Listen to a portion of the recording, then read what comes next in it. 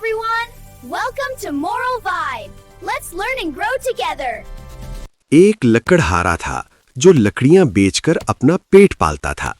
एक दिन उसकी कुल्हाड़ी खो गई और वो जंगल में ढूंढने लगा। जब वो थक कर रोने लगा तो एक जिन उसके पास आया। जिन ने लकड़हारे से पूछा कि वो क्यों रो रहा है। लकड़हारे ने कहा कि उसकी कुल्हाड़ी खो गई है और वो उसे ढूंढने के लिए मदद मांग रहा था। जिन गायब हो गया और कुछ वक्त बाद सोने की कुल्हाड़ी लेकर वापस आया। लकड़हारे ने कहा कि ये उसकी कुल्हाड़ी नहीं है क्योंकि वो लोहे की थी। जिन फिर गायब हो गया और चांदी की कुल्हाड़ी लेकर आया, लेकिन लकड़हारा फिर भी नाराजी हुआ।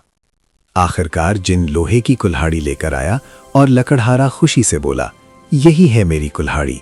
जिन ने लकड़हारे की ईमानदारी को सराहा और तीनों कुल्हाड़ियां इनाम के तौर पर दे दी।